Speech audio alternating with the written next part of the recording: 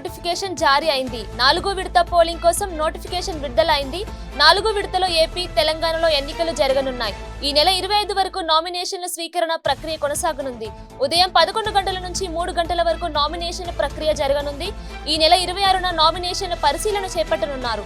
ఈ నెల 29 వరకు నామినేషన్ల ఉపసంహరణకు గడువు కేటాయించారు.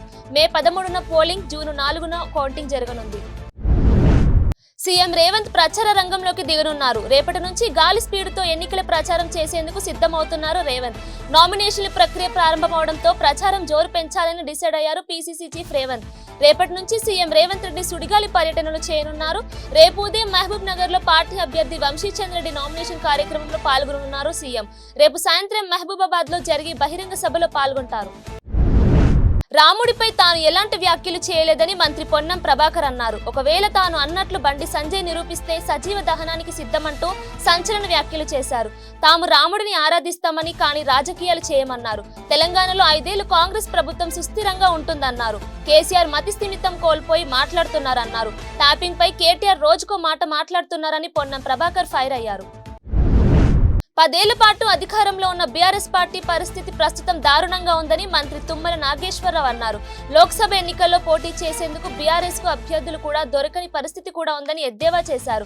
400 సీట్లు గెలుచుకుంటామంటూ బీజేపీ మ్యాజిక్ చేసే ప్రయత్నం చేస్తుందన్నారు. 2 సార్లు ప్రజలను మోసం చేసిన మోదీ 3వ మోసం చేసేందుకు వస్తున్నారని ఆరోపించారు. 6 నెలల్లో కాంగ్రెస్ ప్రభుత్వం పడిపోతుందని కేసీఆర్ చెప్పడం ఆయన మూర్ఖత్వానికి నిదర్శనమని అన్నారు. కేసీఆర్ ఒక మానసిక రోగిలా మాట్లాడుతున్నారని విమర్శించారు.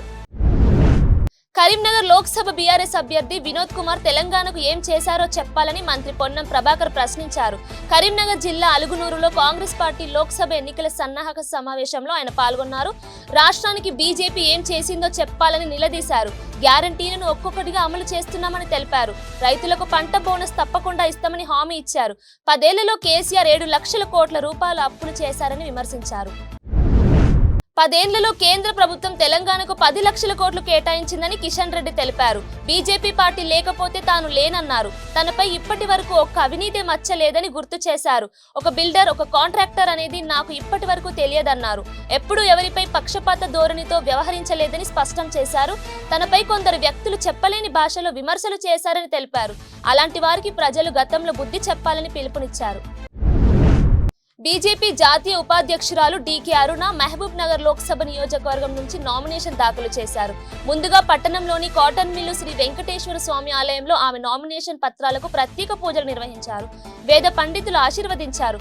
అక్కడి నుంచి భారీ బైక్ ర్యాలీగా కలెక్టరేట్ కు వెళ్లి రిటర్నింగ్ అధికారి రవినాయక్ నామినేషన్ పత్రాలు అందజేశారు. కార్యక్రమంలో రాజ్యసభ సభ్యుడు doctor Lakshman, MLC AVS Reddy, party నాయకులు పాల్గొని కార్యకర్తల సమావేశంలో పాల్గొన్నారు. మల్కాజిగిరి పార్లమెంట్ స్థానానికి నామినేషన్ దాఖలు చేశారు. బీజేపీ అభ్యర్థి ఈటెల రాజేందర్ 2 సెట్ల నామపత్రాలను రిటర్నింగ్ అధికారికి సమర్పించారు. ఈటెల రాజేందర్ సతీమణి జమున 2 సెట్ల నామినేషన్ దాఖలు చేశారు. మల్కాజ్గిరి గడ్డ మీద ఎగిరేది కాషాయ జెండాని ధీమా వ్యక్తం చేశారు ఈటెల. బీజేపీ గెలుపును ఆపే దమ్ము బీఆర్ఎస్, కాంగ్రెస్ పార్టీలకు లేదని అన్నారు. మల్కాజ్గిరిలో సర్వే సంస్థల అంచనాలకు అందకుండా భారీ మెజార్టీతో గెలుస్తామని తెలిపారు ఈటెల. నాగర్ కర్నూల్లో నామినేషన్ దాఖలు చేశారు బీజేపీ ఎంపీ అభ్యర్థి పోతుగంటి భరత్. రిటర్నింగ్ ఆఫీసర్ కు నామినేషన్ పత్రాలను సమర్పించారు భరత్. ఎంపీ పోతుగంటి రాములు, కామారెడ్డి ఎమ్మెల్యే వెంకటరమణారెడ్డి, జిల్లా అధ్యక్షుడు Sudhakar Rao, chief election agent Jakka Raghunandan Reddy nomination కార్యక్రమంలో పాల్గొన్నారు. ఇండియా కూటమిపై కీలక వ్యాఖ్యలు చేశారు సిపిఎం రాష్ట్ర కార్యదర్శి తమ్మినేని వీరభద్రం. ప్రధాన పార్టీ అయిన కాంగ్రెస్ పార్టీ రాష్ట్రంలో అభ్యర్థుల ఎంపికలో మిగతా పార్టీలను కలుపుకుపోవడం లేదన్నారు. గత అనుభవాలతో ఆలస్యం చేయకుండా పోటీ చేసే స్థానాలకు తాము అభ్యర్థులు ప్రకటించామన్నారు. సిపిఐతో కలిసి పోటీ చేయాలనుకున్నామని, కానీ సిపిఐ ముందుకు రాలేదని అన్నారు. భువనగిరిలో సిపిఐ పోటీ చేస్తుందని, జహంగీర్ తరపున ప్రచారం కూడా ప్రారంభమైందని తెలిపారు. వికారాబాద్ జిల్లాలో walk for water foundation volunteer వీరు మల్లేష్ ఆధ్వర్యంలో నీటి సంరక్షణపై అవగాహన కల్పించారు. కోస్గి మండలంలో స్కూల్ విద్యార్థులతో కలిసి అవగాహన ర్యాలీ నిర్వహించారు. విద్యార్థులు, ఉపాధ్యాయులు ప్రతి షాపుకు వెళ్లి ప్లకార్డు అందించి నీటిని కాపాడుకుందామని ప్రతిజ్ఞ చేయించారు. బెంగళూరు పరిస్థితి హైదరాబాద్ కు రాకూడదనే ఉద్దేశంతో అవగాహన కార్యక్రమం ఏర్పాట్లు చేసినట్లు వారు తెలిపారు. సోనియా గాంధీ తెలంగాణ రాష్ట్రం ఇస్తే కేసీఆర్ రాష్ట్రాన్ని దోచుకున్నారని విమర్శించారు ప్రభుత్వ సలహాదారులు వేం నరేందర్ రెడ్డి. కాంగ్రెస్ పార్టీ అధికారంలోకి వచ్చాక ప్రజలు సంతోషంగా ఉన్నారన్నారు. మహబూబాబాద్ లో సీఎం పర్యటన ఏర్పాట్లను పరిశీలించారు వేం నరేందర్ రెడ్డి. ఎమ్మెల్యే క్యాంపు కార్యాలయంలో కార్యకర్తలు సమావేశంలో పాల్గొన్నారు. 19న రేవంత్ మహబూబాబాద్ లో పర్యటిస్తారని తెలిపారు. రాబోయే పార్లమెంట్ ఎన్నికల్లో బీఆర్ఎస్ కు ఒక్క సీటు కూడా రాదని తెలిపారు. పార్లమెంట్ ఎన్నికల వేళ బీఆర్ఎస్ పార్టీకి మరో షాక్ తగిలింది. ఉప్పల్ మాజీ ఎమ్మెల్యే బేతి సుభాష్ రెడ్డి పార్టీకి రాజీనామా చేశారు. బీఆర్ఎస్ చీఫ్ కేసీఆర్ కు రాజీనామా లేఖ పంపారు. తన మీద ఎలాంటి మచ్చ లేకున్నా పార్టీలో కొత్తగా చేరిన బండారు లక్ష్మారెడ్డికి టికెట్ ఇచ్చి ఎమ్మెల్యేను చేశారని ఆవేదన వ్యక్తం చేశారు సుభాష్ రెడ్డి.